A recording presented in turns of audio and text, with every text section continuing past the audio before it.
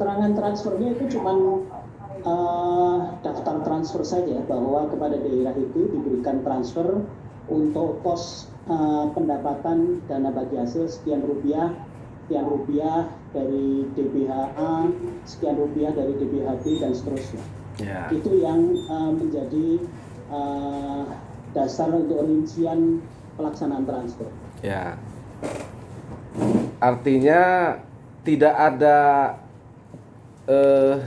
rincian yang mendetail, Pak. Duit itu untuk apa, uang itu untuk apa, seperti itu? Tidak, jadi dana bagi hasil itu memang tidak diirmak itu artinya tidak ditentukan penggunaan, kecuali untuk peruntukannya. Kemudian dana bagi hasil, dana realisasi itu juga ada peruntukannya. Tapi untuk jenis-jenis DBH yang lain, termasuk PBB, sektor perkebunan, perhutanan, dan pertambangan, itu tidak ada peruntukan penggunaannya. Oke. Artinya secara otomatis mengacu pada KMK 83 itu, Pak, ya? Tidak, KMK 83, kalau Bapak merefer kepada KMK 83 tahun 2000 ya, itu adalah pembagian penggunaan biaya pemungutan pajak bumi dan bangunan. Itu sebenarnya karena namanya KMK, keputusan menteri, bukan peraturan menteri ya. Keputusan menteri itu mengatur di level internal Kementerian Keuangan, dalam hal ini di Direktorat Jenderal Pajak Daerah, sehingga di sana memerintahkan kepada Direktorat Jenderal Pajak Daerah bahwa biaya pemungutan yang diterima oleh Direktorat Jenderal Pajak Daerah itu digunakan untuk beberapa hal. Tadi sudah saya sampaikan, salah satunya untuk kegiatan operasional, untuk prestasi kerja pegawai, untuk komputerisasi perpajakan, untuk peningkatan kualitas SDM, dan lain sebagainya. Tapi itu untuk yang di Direktorat Jenderal Pajak Daerah. Adapun untuk yang daerah itu disebutkan itu diatur oleh masing-masing daerah sebagaimana DBH pada umumnya. Baik. Jika tadi saksi menyampaikan bahwa keputusan Menteri Keuangan ini berlaku internal untuk Kementerian Keuangan, begitu Pak saksi ya? Ya. Apakah maknanya ketentuan ini tidak berlaku bagi kepala daerah? Benar. Keputusan ini hanya berlaku untuk Kementerian Keuangan, di mana pembiayaan kegiatan operasional, pemungutan PBB, dan lain sebagainya oleh Direktorat Jenderal Pajak. Ya. Apakah kemudian kepala daerah wajib merujuk pada PP 69 tahun 2010? Sorry, PP berapa? 69 2010. Tentang insentif pajak daerah ya? Betul, Pak. Tidak, karena insentif pajak daerah itu memang hanya untuk pajak daerah, bukan untuk bagi hasilnya. Oke. Begitu. Nah, kalau begitu dalam penggunaannya kepala daerah tadi, Pak, atau kas daerah tadi, apa yang harus dijadikan rujukannya, Pak? Yang harus dijadikan rujukan di dalam belanja daerah itu adalah PP 58 tahun 2005 tentang pengelolaan keuangan daerah, dan juga Peraturan Menteri Dalam Negeri tentang penganggaran APBD. Di sana menyebutkan bagaimana belanja itu, karena ini adalah konteksnya belanja, bukan pendapatannya ya, karena penggunaan itu belanja. Jadi belanjanya itu harus, misalnya di pasal 4 disebutkan harus rasional, sesuai dengan asas kepatutan, kewajaran, dan lain sebagainya. Kemudian di dalam pasal-pasalnya mengatur mengenai belanja, itu selain rasional juga harus mengutamakan untuk program-program pembangunan daerah sesuai dengan kebutuhan dan prioritas. Di sana kebutuhan prioritas itu juga diatur, ada yang namanya urusan wajib, ada yang namanya urusan pilihan, dan lain sebagainya. Nah, itulah yang harus menjadi acuan di dalam pengelolaan belanja oleh masing-masing pemerintah daerah yang bersumber dari penerimaan umum. Penerimaan umum artinya segala jenis penerimaan yang bebas digunakan oleh daerah. Baik. Demikian. Ya, sangat jelas Pak. Artinya yang saya tangkap yang disampaikan Pak Putut itu adalah setelah uang itu masuk ke kas daerah, maka mekanisme APBD yang terjadi. Iya, benar. Nah, bagaimana Pak ketika tadi kepala daerah membuat SK, ya kan, yang tidak bersesuaian dengan keputusan Menteri Keuangan tadi Pak? Kalau ini saya berpendapat bukan dalam konteks aturan tersebut, karena Bapak menanyakan apakah KMK itu akan menjadi acuan bagi daerah dalam pengelolaan belanjanya.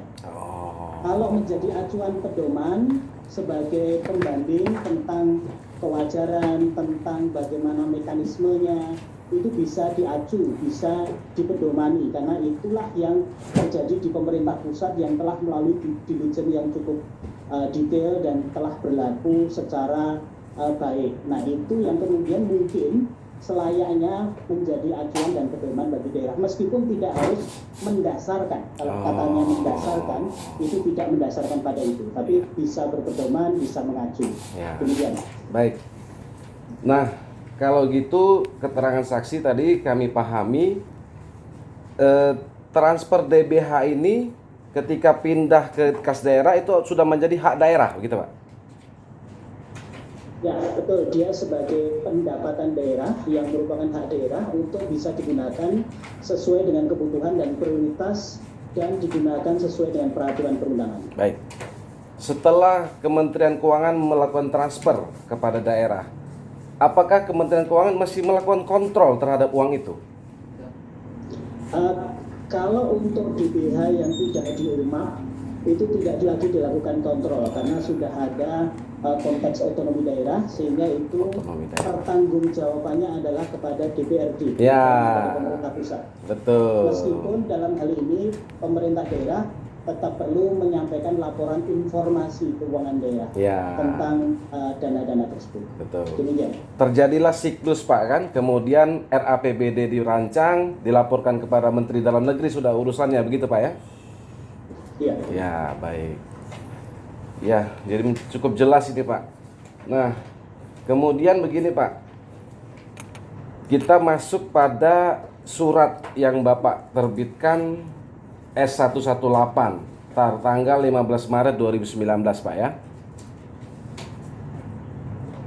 Pak Putut ya? Ya. Di situ Bapak sebagai Direktur Dana Perimbangan. Iya. Ya. Nah, terkait dengan surat ini Pak ya, sepengetahuan saksi Pak Putut sebagai direktur saat itu, apakah surat yang Bapak keluar ini bersifat wajib untuk dilaksanakan?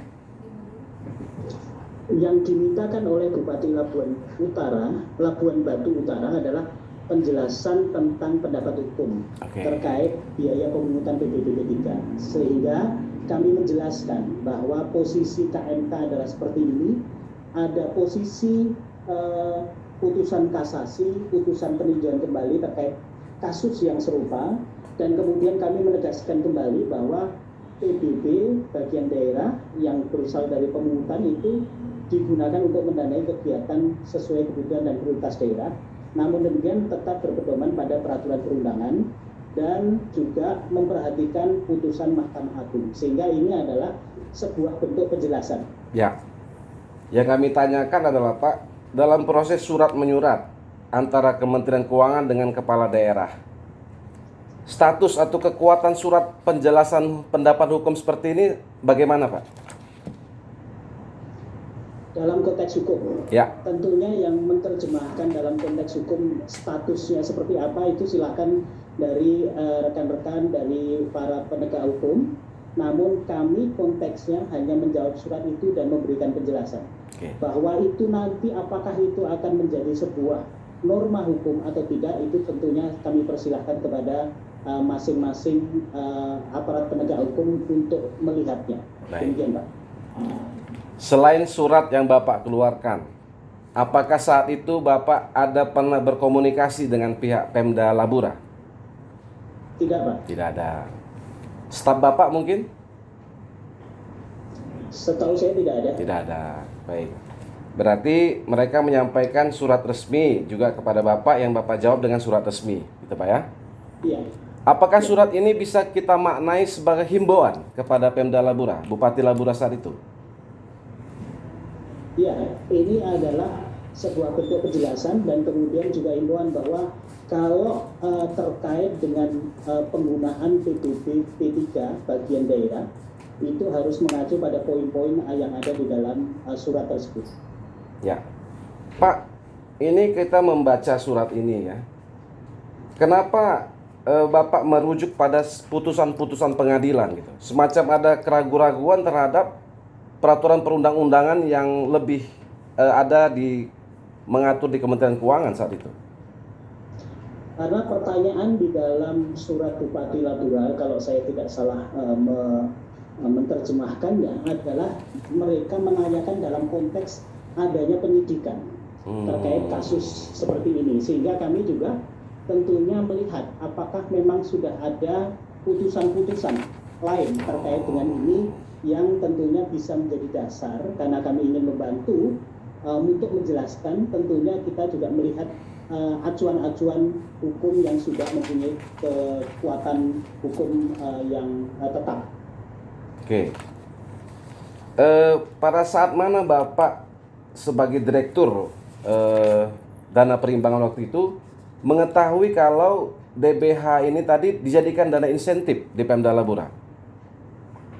Saya baru tahu setelah ada surat itu kepada kami. Oke. Pak, kalau Bapak tahu dari semula, apakah Menteri Keuangan ini ada memberikan sanksi kepada daerah-daerah yang membaginya ini menjadi insentif? Saya tidak mau berandai-andai ya. Tentunya saya tidak bisa menjawab kalau itu pakai kata andai. Oke. Kalau gitu kami rubah pertanyaannya. Terhadap daerah yang menggunakan dana DBH ini sebagai insentif yang dibagi-bagikan, apakah ada sanksi dari Kementerian Keuangan? Tidak ada. Jadi nggak apa-apa, Pak. Menurut Bapak gimana pemahaman Bapak terhadap dana insentif ini? Apakah tadi tidak apa-apa? Sebenarnya tidak ada sanksi karena itu merupakan Aja. Mohon maaf Pak, suaranya nggak kedengaran Pak. Pak Putut, suaranya nggak kedengaran. Ini gitu. Ya. Ke-mute tadi Pak ya. Diulang Pak. halo. Ya, mohon diulang Pak. Tadi ke-mute Bapak di situ. Sorry. Ya udah cukup jelas Pak. Silakan. Sebentar, kayaknya ada gangguan. Oh. Tes 1 2 3. Sudah Pak, kedengaran? Apakah mendengar suara saya? Dengar Pak. Oh, dengar. Ya, lanjut Pak, silakan. Halo. Ya, dengar Pak, dengar. Ya, kami kedengaran Pak. Saya tidak mendengar suara dari pemilah yang di Jakarta. Saya cuma melihat ada gerak bibir, tapi saya tidak mendengar suara. Ya, Bapak bukan pembaca ini ya Pak ya, pembaca bibir ya. Iya. Coba Pak diperbaiki. Kata beliau suaranya nggak kedengaran dari Bapak. Tim yang di Medan dengar suara kami? Halo? Dengar? Tahu Pak. Dengar. Dengar. Maaf, saya tidak tahu yang bermasalah ini di tempat saya atau di mana ya. Di Rutan Medan dengar suara kami? Pak Haji Buyung terdakwa? Saya tidak mendengar suara apapun dari Zoom saat ini. Terdakwa dengar dari Rutan Medan? Dengar. Penuntut umum, suara kami dengar? Suara Bapak kedengaran bagus. Nah, bagaimana ini yang mulia? Kami sudah sound baru ini. Kayaknya bermasalah kita aja ya. Oh.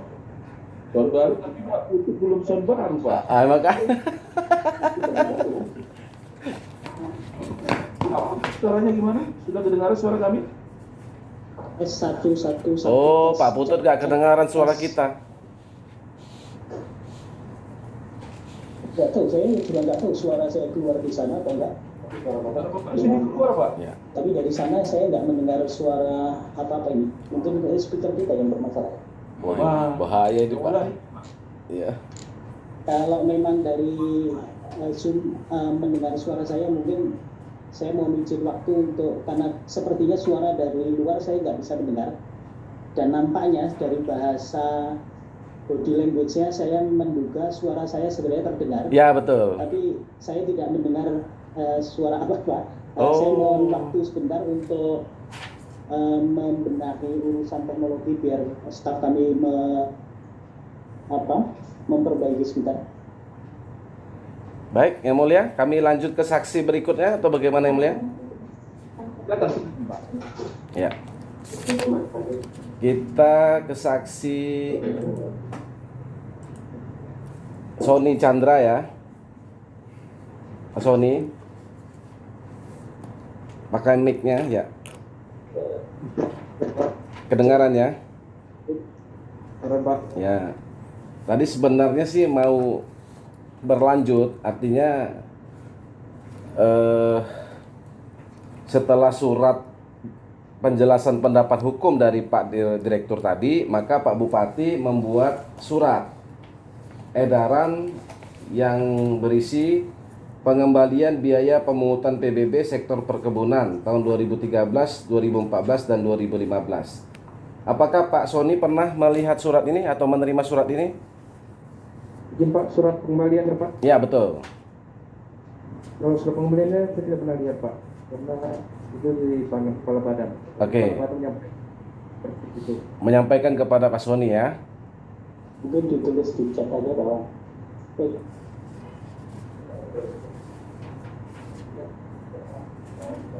Ya. Kami lanjut ke Pak Sony dulu ya. Ya Pak. Ya, oke. Nah, kemudian di sini ada daftar lampirannya jelas. Pak Sony ada menerima Rp7.429.318, betul ya?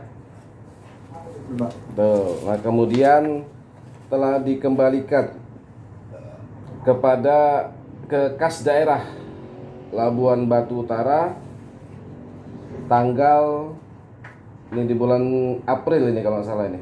Begini ya. Betul ya? Betul, Pak. Oke.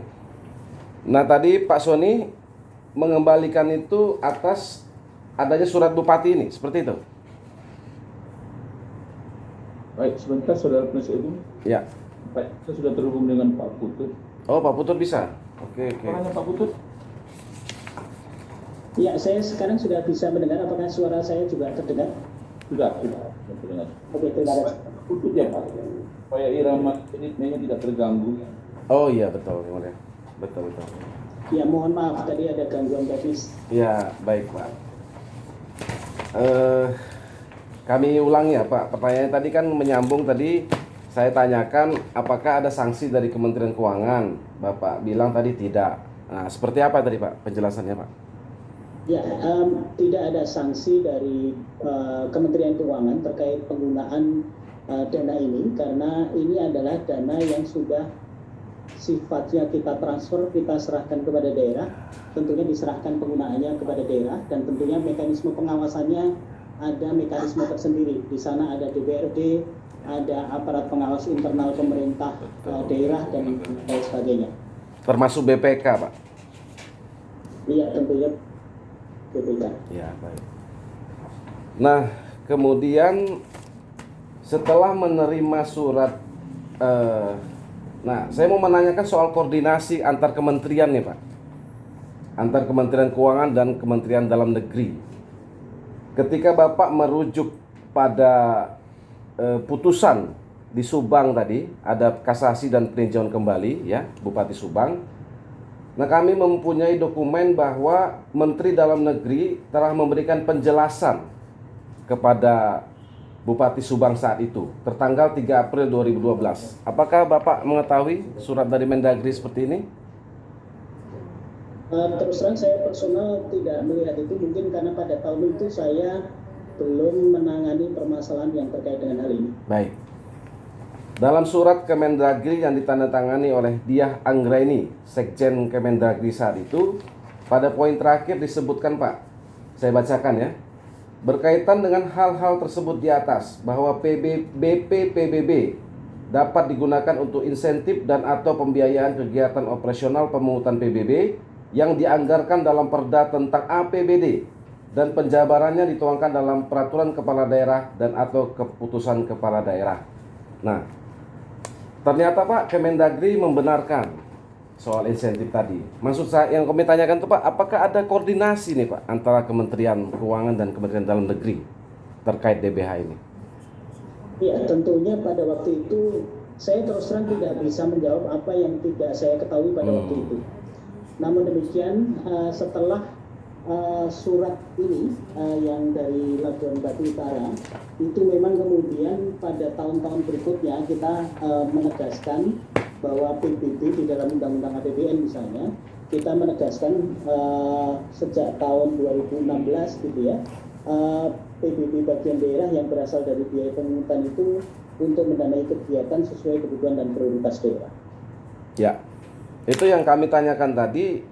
Apakah ini memang soal kekeliruan penafsiran Pak terhadap pelaksanaannya? Rasanya saya tidak berada pada posisi untuk menyatakan apakah ada kekeliruan penafsiran atau tidak. Ya. Nah, kami membaca pendapat hukum yang Bapak sampaikan di 15 Maret 2019 ini. Ini masih merujuk pada KMK tahun 1985, KMK tahun 2000, itu kan udah beberapa puluh tahun silam Pak. Apakah tidak ada harmonisasi atau sinkronisasi peraturan baru di Kementerian Keuangan ini Pak? Sebenarnya untuk KMK tahun 2000 dan lain sebagainya, karena itu adalah mengatur tentang apa yang ada di Kementerian Keuangan, sehingga memang tidak ada urgensi untuk melakukan perubahan-perubahan itu, karena ini memang menyangkut apa yang harus dilakukan oleh Kementerian Keuangan wabil khusus di Direktorat Jenderal Pajak. Iya. Baik, kembali Bapak menegaskan ini peraturan internal gitu Pak ya? Ya. Betul. Nah, kemudian tadi pertanyaan kami tadi Pak, memang belum ada ya Pak, perubahan-perubahan yang baru belum ada ya terhadap peraturan kementerian ini? Setahu saya belum ada. Belum ada. Jadi masih berlaku Pak ya? Ya. Nah, kemudian setelah menerima pendapat hukum dari Bapak ini di 15 Maret baru sampai di Labuan Batu Utara sekitar 30 Maret ini Pak. Surat ini baru sampai. Kemudian Bupati mengeluarkan surat keesokan harinya seketika di tanggal 1 April 2019. Apakah Bapak mengetahui surat Bupati Labura ini di tanggal 1 April 2019? Tidak, itu surat kepada siapa? Baik. Intinya Pak, pengembalian biaya pemungutan PBB sektor perkebunan tahun anggaran 2013, 2014, dan 2015. Artinya setelah membaca pendapat hukum Bapak, Pak Bupati bilang kembalikan semua kepada kas daerah. Begitu Pak. Nah, ya saya belum pernah melihat surat itu. Ya, kalau Bapak kelihatan di kamera kira-kira begini nih Pak suratnya. Ya. Nah, dalam surat ini Pak dengan sangat jelas merujuk pada surat Direktur Jenderal Perimbangan Keuangan Kementerian Keuangan Republik Indonesia nomor S118 dan seterusnya tanggal 15 Maret 2019. Jadi betul-betul merujuk pada suratnya Pak Putut.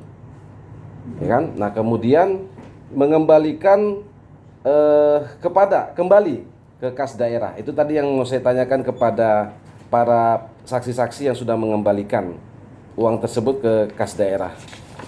Begitu Pak ya. Jadi Bapak yang mau kami sampaikan adalah apakah Bapak mengetahui Bapak bahwa surat edaran Bapak surat pendapat hukum Bapak tadi dipergunakan Bupati saat itu? Tidak. Oke. Nah, kemudian kami mencari berbagai perbandingan Pak ke seluruh daerah di Indonesia.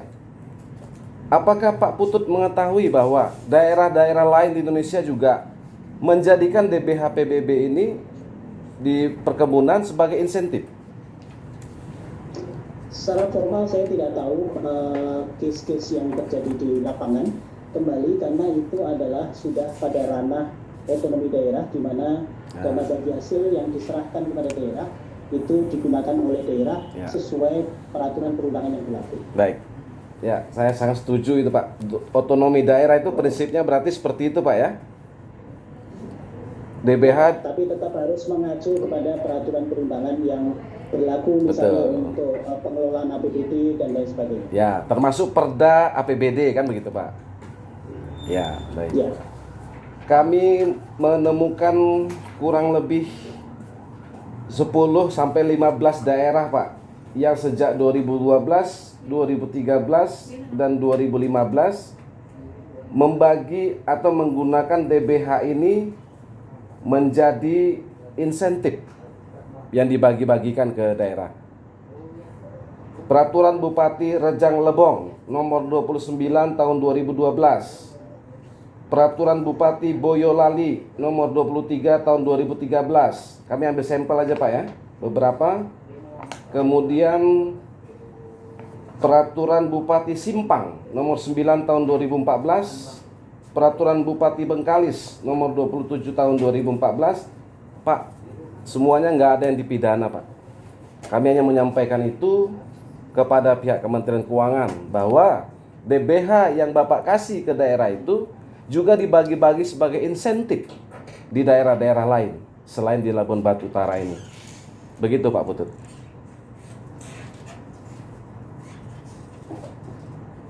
Pak, saya kayaknya suara dari luar hilang lagi sebentar. Waduh. Ya.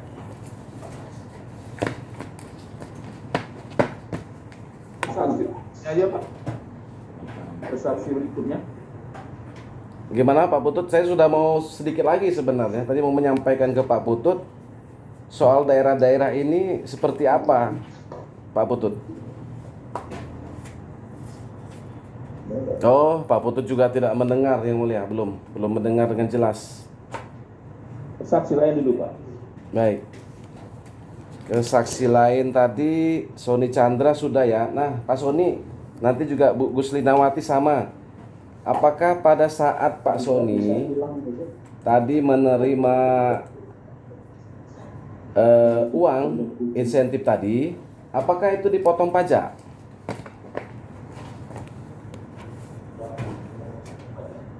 Pak, nggak jelas Pak. Apakah insentif tadi dipotong pajak Pak Sony? Potong pajak Pak. Ya, PPh pasal 21 ya. Betul.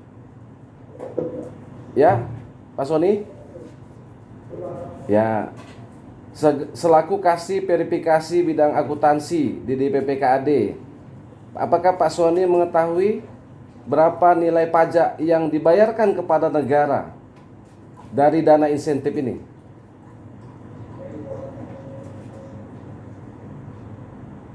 Nggak jelas suaranya Pak Sony? Ya? Lupa, baik saya baca dari data yang ada. Sebesar Rp289.360.000. Sepengetahuan Pak Sony terkait dengan pembayaran pajak ini, PPh pasal 21 ini. Apakah negara diuntungkan dengan adanya pembayaran pajak ini? Suara dia. Untuk Pak. Suara Pak Sony yang nggak jelas nih. Diuntungkan Pak. Ya, begitu ya. Karena adanya penerimaan negara ya, begitu Pak Sony ya. Ya Pak. Ya. Baiklah, Bu Guslinawati, Seksi Perencanaan Anggaran. Bu Guslinawati yang menyusun perencanaan anggaran di DPPKAD Bu ya. Ya Pak. Ya. Setidaknya di tahun 2013, 2014, 2015. Saya 2013 saja Pak. Ya, setidaknya di tahun 2013. Ya kan? Terkait dengan adanya mata anggaran di insentif, dana insentif tadi Sepengetahuan saksi itu dicatatkan apa dalam proses perencanaan anggarannya? Nggak jelas. Ya? Dalam proses perencanaan anggaran di Dinas DPPKAD, dana insentif ini dicatatkan apa, Bu, dalam proses perencanaan anggarannya?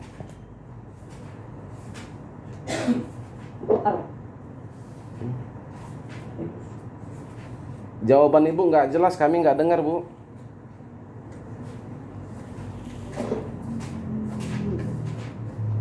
Pengeluaran Pak. Ya, pengeluaran apa itu, Bu?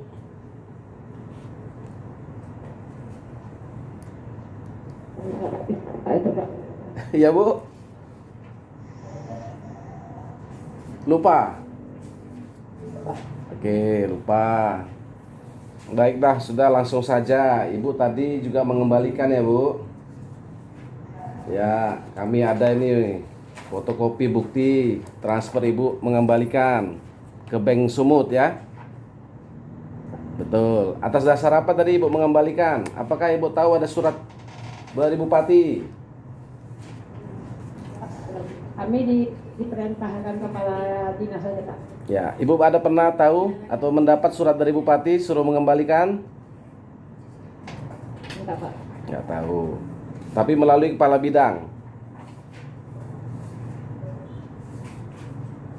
Melalui kepala bidang, Bu ya.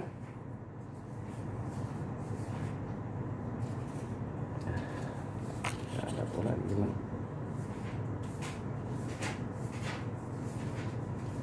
Ya, Recording stopped. PN Medan hilang. PN Medan hilang.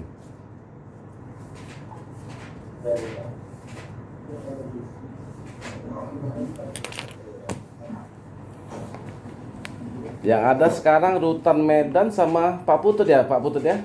PN Medan hilang ya. Ya kita bikin pengadilan aja. Iya, betul.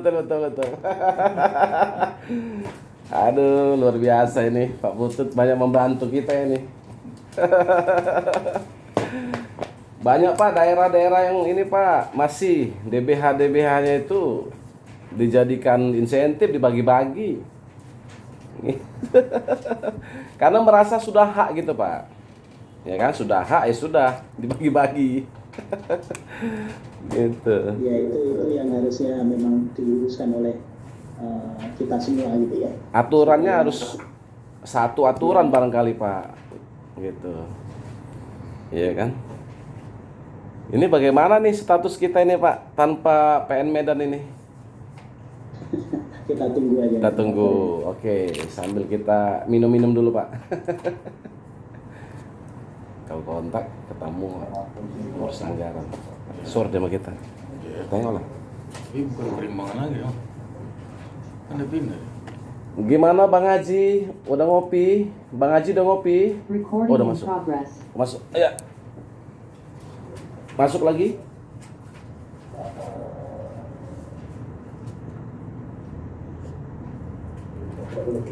Kami lanjutkan yang mulia.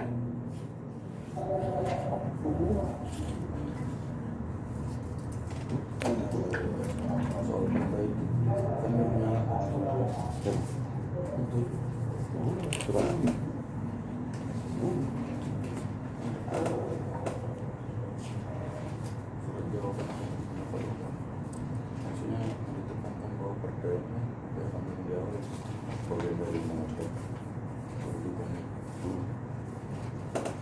Error lagi. Recording Nah, stopped. error lagi. Bang Haji sehat? Sehat, alhamdulillah. Udah makan kayaknya itu.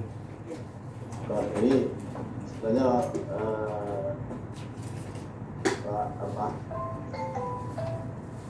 bahaya nih.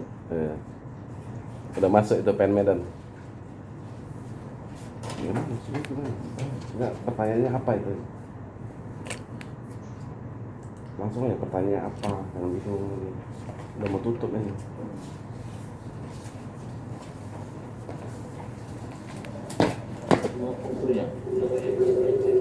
Recording in progress.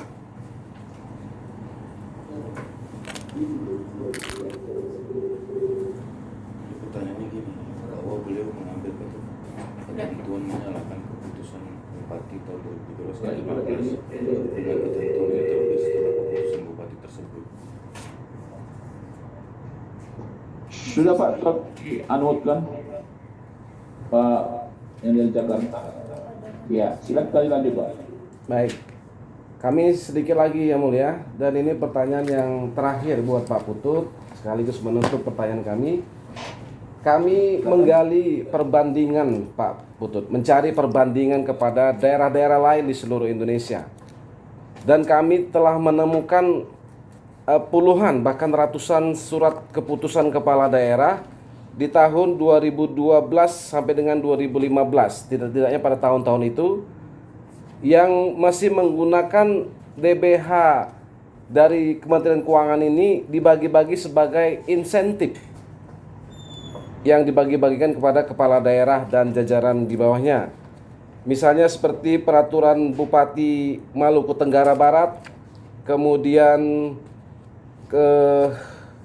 peraturan Bupati Langkat, kemudian kami juga menemukan peraturan Bupati Rokan Hulu, kemudian pemerintah Kabupaten